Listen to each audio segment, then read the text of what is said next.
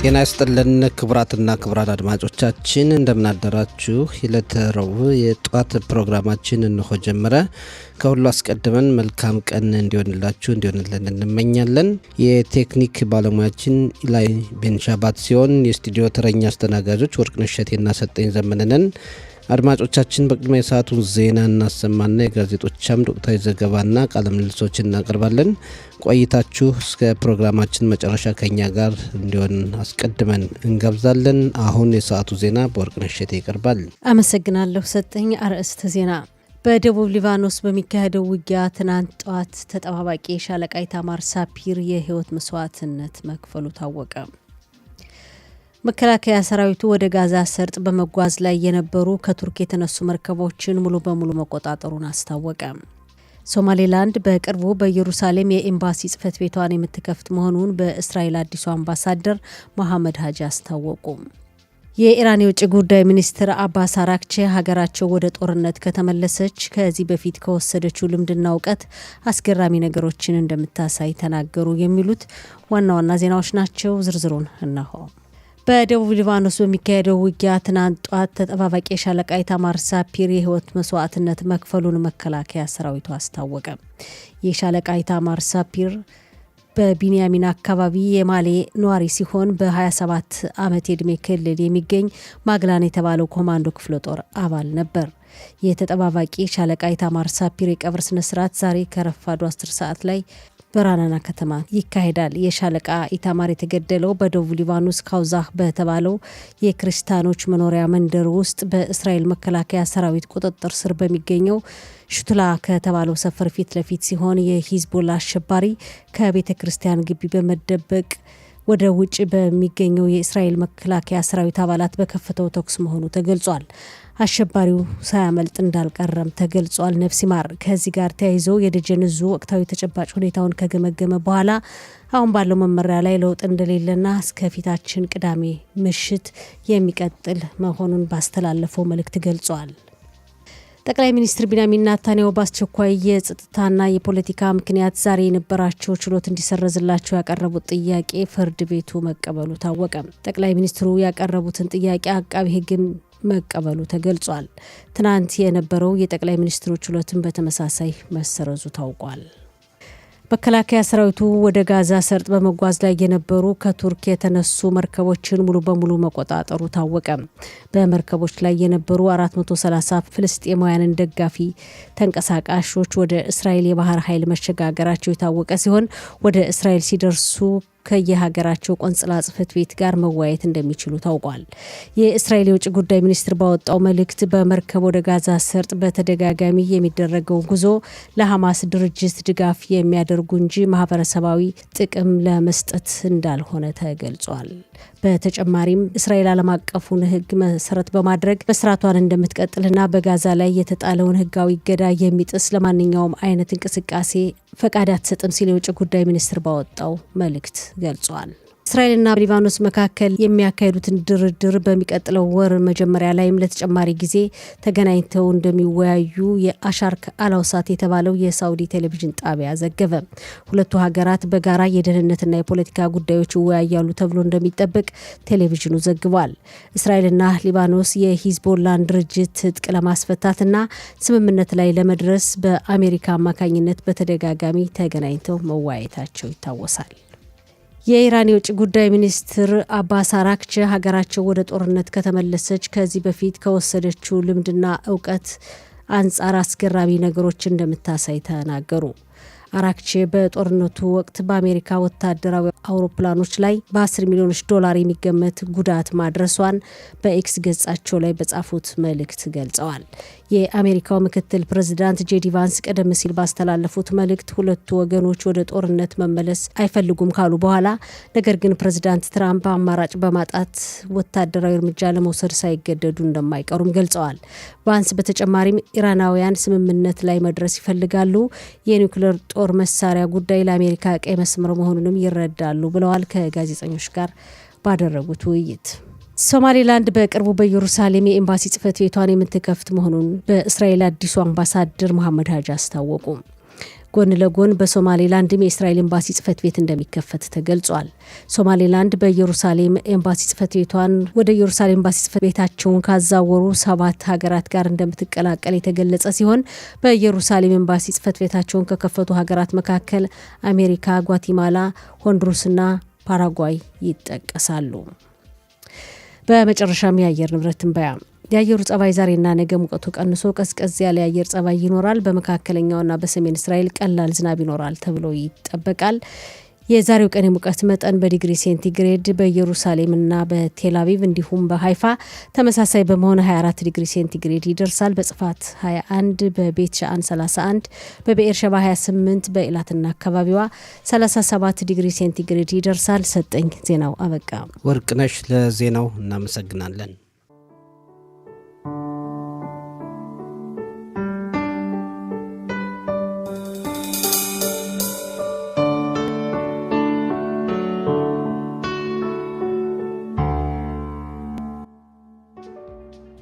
የተከበራችሁ አድማጮቻችን ከዚህ ቀጥለን የዛሬ ጋዜጦች ካቀረቧቸው በርካታ ዘገባዎች መካከል ዋና ዋና ናቸው ያልናቸውን ዘገባዎች ባጭሩ እናቀርባለን።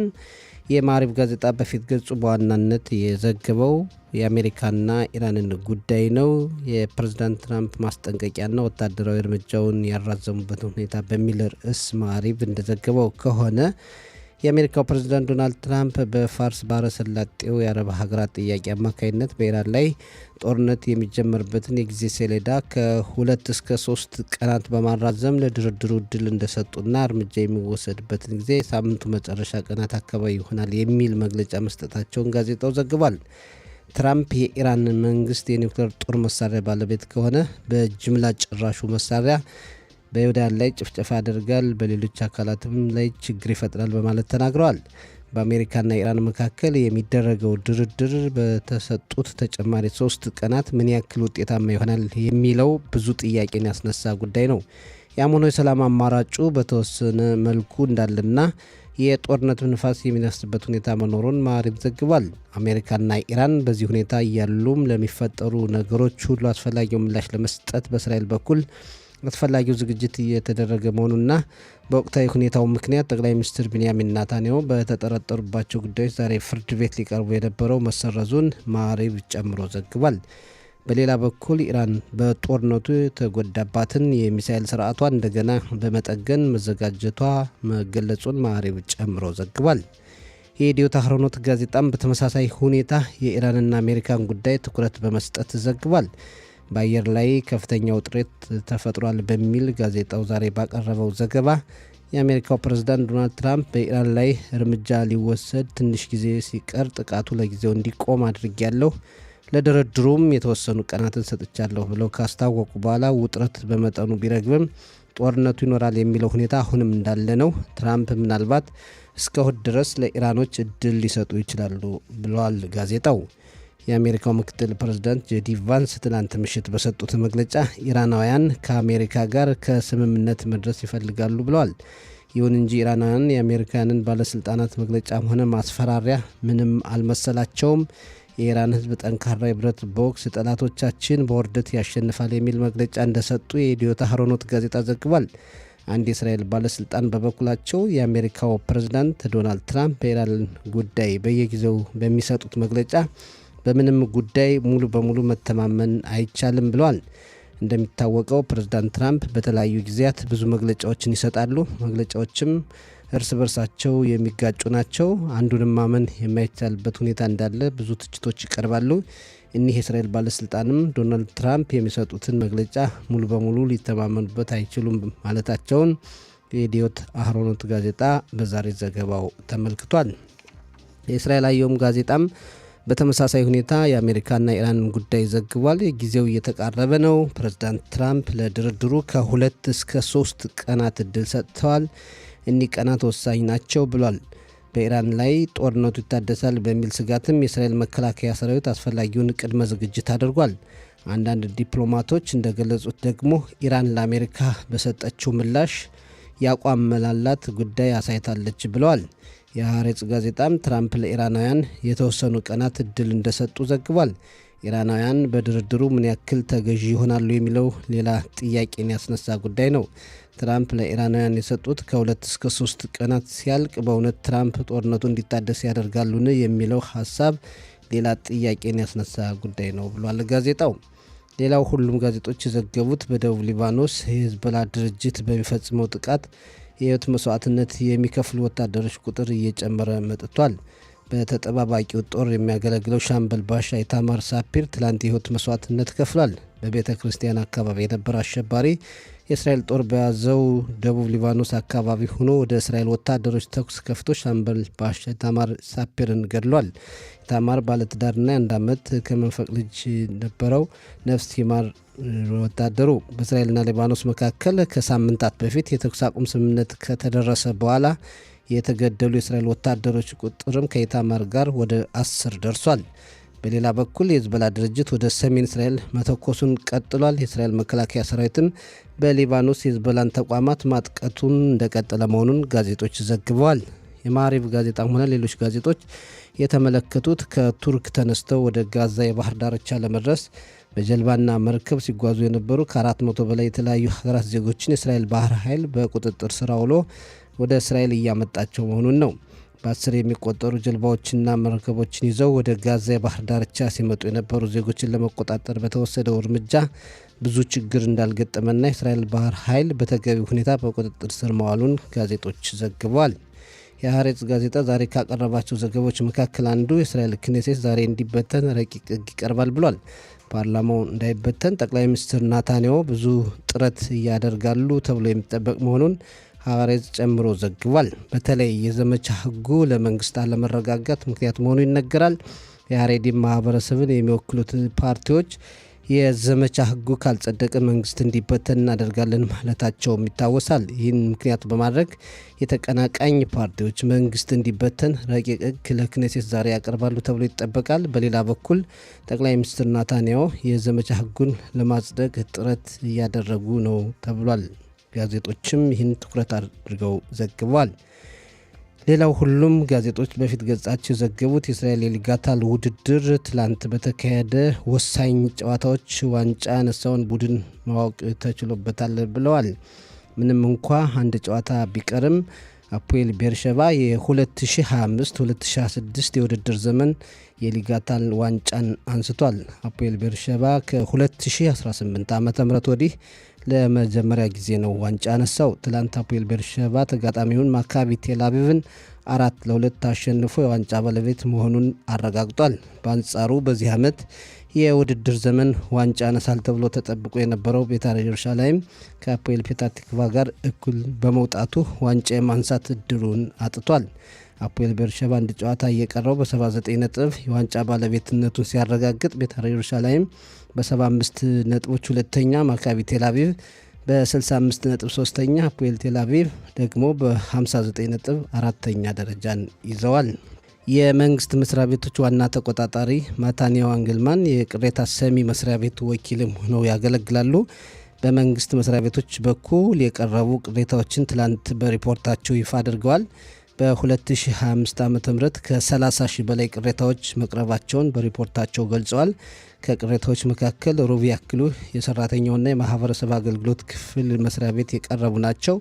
የቀረቡ ቅሬታዎች የሚያመለክቱት መስሪያ ቤቱ የያዛቸውን እቅዶች ለመተግበር አለመቻሉንና ለህብረተሰቡ ተገቢው ምላሽ አለመስጠቱን የሚያመላክት ስለሆነ የመንግስት ባለስልጣናት ቅሬታቸውን በመመልከትና ትምህርት በመውሰድ አገልግሎታቸውን እንዲያሻሽሉ አሳስበዋል። የእስራኤል አየም ጋዜጣ የጋዛ ሰርጥ ሁኔታንና ሐማስን ተመልክቷል።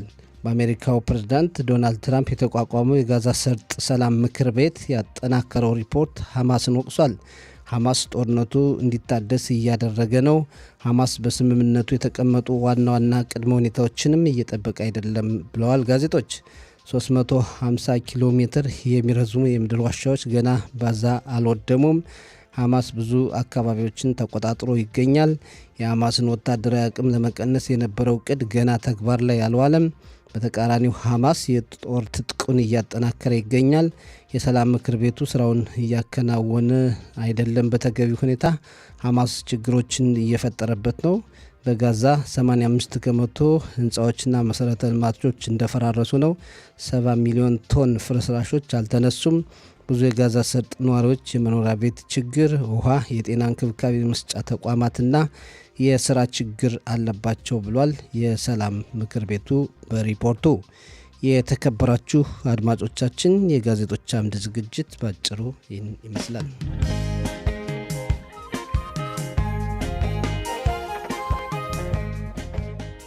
የተከበራችሁ አድማጮቻችን አሁን የተለያዩ ወቅታዊ ዘገባዎችን የምናቀርብበት ሰዓት ነው። ወርቅነሽ እንግዲህ የተለያዩ ርዕሰ ጉዳዮች አሉን። አንዱ እንግዲህ ዛሬ እየተጠበቀ ያለው እስራኤል ክኔሴቱ ወይም ፓርላማው እንዲበተን ዛሬ ረቂቅ ይቀርባል ተብሎ ይጠበቃል። በጥምር መንግስት ውስጥ ያለው ሁኔታ ክኔሴቱ እንዲበተን የሚያደርግ ነው ወይ? አሁን ባለበት ሁኔታ አሁን ባለበት ሁኔታ እንዳልከው ብዙ ጉዳዮች አሉ። ምክንያቱም ደግሞ በዚህ ዓመት ስለሆነ ከተወሰኑ ወራት በኋላ ምርጫ የሚካሄደው ቢጠበቅም ይህን ያህል የተጋነነ ለውጥ ሊኖር አይችልም። ምንድነው ግን ያው የሀረሪ ማህበረሰብ ያላቸውን የፖለቲካ ኃይል ለማሳየት የጥምር መንግስቱ አባል ናቸው፣ የጠቅላይ ሚኒስትሩ ደጋፊዎች ናቸው። እንደሚታወቀው ብዙ ጥቅማ ጥቅሞችን በእንደዚህ አይነት ኃይል ነው ለማህበረሰባቸው የሚያስፈቅዱትና እንግዲህ እነሱ ማህበረሰብ ወደ መከላከያ ሰራዊቱ እነሱ እንግዲህ የሚፈልጉት ይሄ ጸድቀው ህግ የዘመቻ ህጉ አወዛጋቢ ሆነው ለአመታት ለወራት የዘለቀው የዘመቻ ህግ በሀረሪ ማህበረሰብ ተወካዮች በኩል ማህበረሰቡ የሃይማኖት ትምህርት ቤት ተማሪዎች ወጣቶቻቸው በመከላከያ ሰራዊቱ እንዳያገለግሉ ነጻ ይሁኑ፣ ከአገልግሎት ነጻ ይሁኑ የሚል ህግ እንዲጸድቅ ነው በእነሱ በኩል የሚፈልጉት።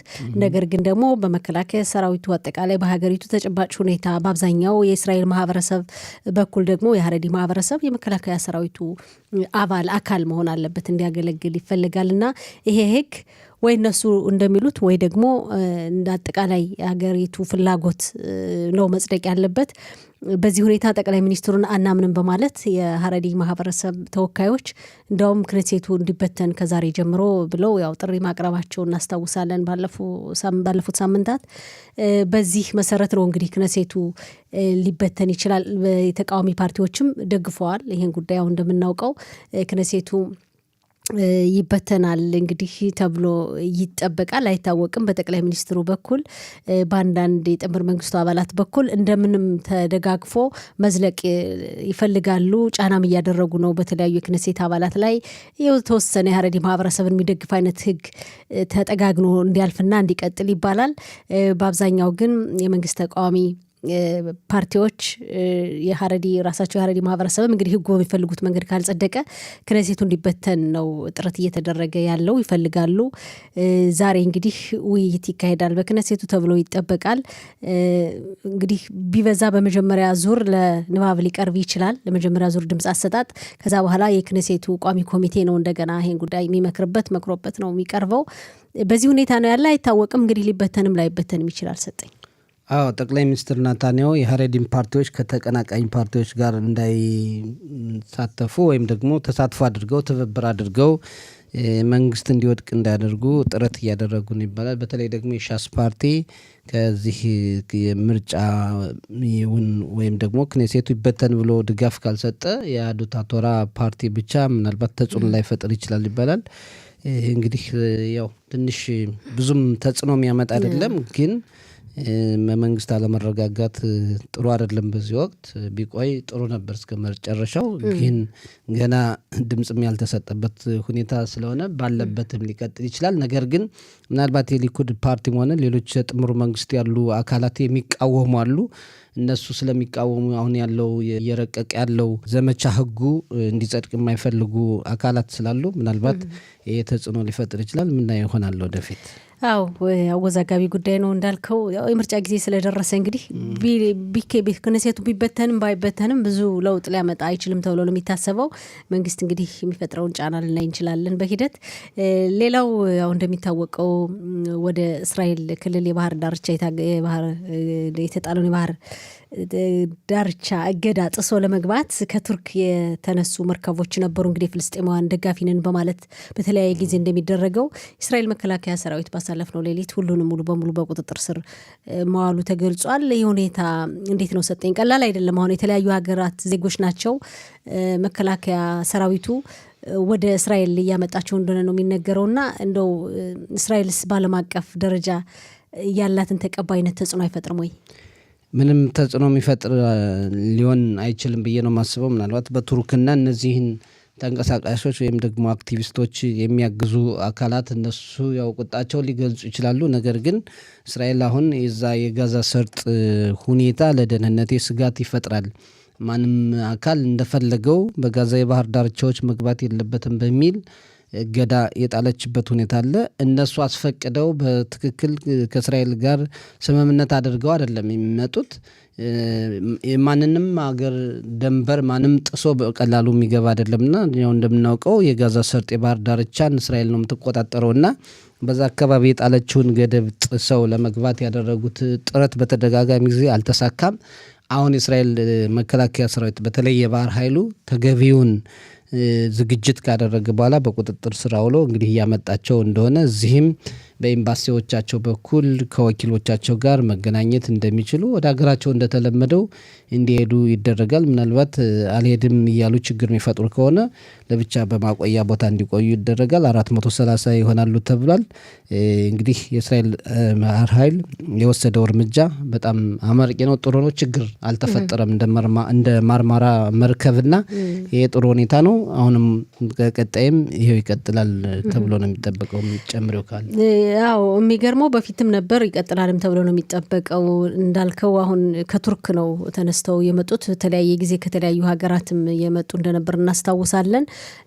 የአሁኑ ጉዞ ሞሶድ በሚል ጉዞ ነው 57 መርከቦችን በማሰማራት ወደ እስራኤል ጀልባዎችም መርከቦችም ነበሩ ወደ እስራኤል ሲጓዙ የነበሩት። እንግዲህ በቁጥጥር ስር ከዋሉ በኋላ 430 የፍልስጤማውያን ደጋፊ ተንቀሳቃሾች ወይም አክቲቪስት የተባሉ የሚጠሩ መሆናቸው ተገልጿል።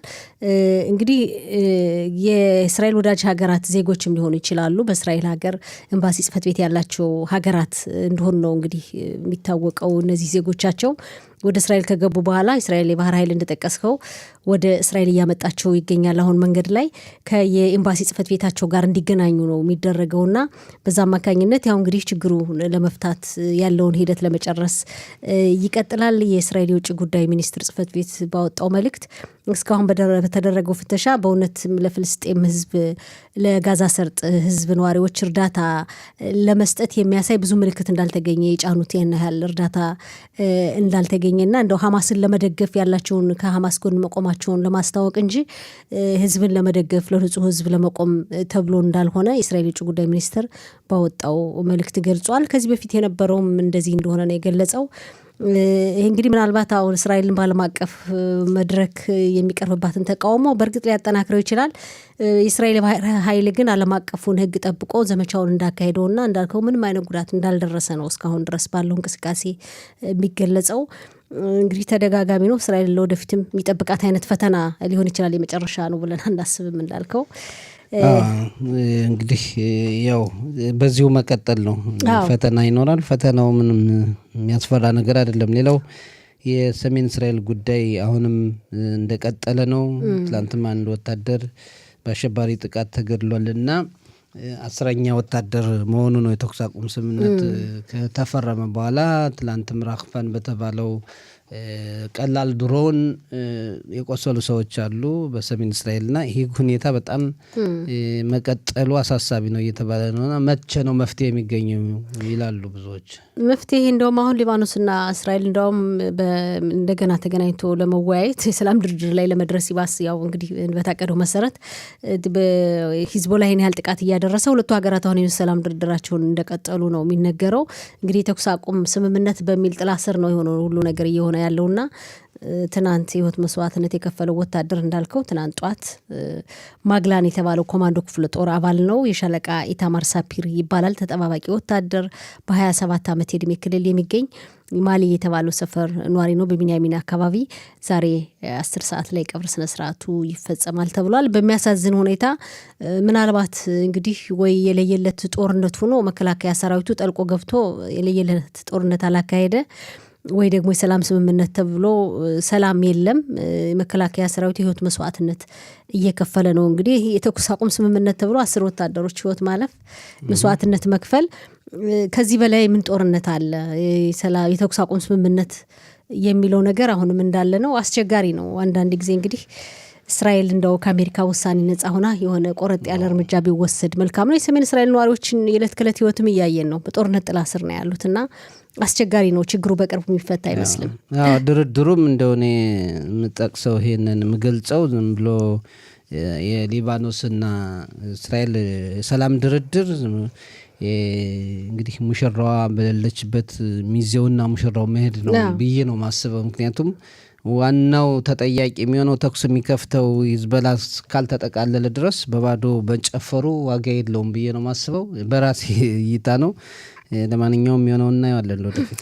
የሊባኖስን ጥቅም የማስጠበቅ ሁኔታ ያለ ይመስላል። በአብዛኛው እንግዲህ ሊባኖስ ላይ ጉዳት እንዳይደርስ ይመስለኛል አሁን ሂዝቦላ ላይ ብቻ ትኩረት ተደርጎ ጦርነቱ ይካሄድ እናንተ ተስማሙ የሚለው ነገር ያው መከላከያ ሰራዊቱን ከባድ መስዋዕትነት እያስከፈለ ነው ያለው እና ያለን በሂደት ሌላው የአሜሪካና ኢራን ጉዳይ አለ። እንደው ባጭሩ እንዴት ነው እነዚህ ሁለቱ ሀገራት በጣም በከረረ ውጥረት ውስጥ ነው ያለው፣ ግን ደግሞ የሰላም ስምምነት ይደረሳል የሚለው ነገር አሁንም እንዳለ ነው። ሰጠኝ አንድ ነገር አይቀሬ መስሎ የሚታየው ጦርነቱም ያው አሜሪካ በዚህ ሁኔታ ኢራን አሸንፍ ያለሁ ብላ ራሷን የልብ ተሰምቷት ትተዋታለች ብዬ አላስብም። ግን በሌላ በኩል ደግሞ የአሜሪካው ፕሬዝዳንት ዶናልድ ትራምፕ በኢራን ላይ ጦርነት እንዲመለስ አይፈልጉም የሚሉ አካላት አሉ።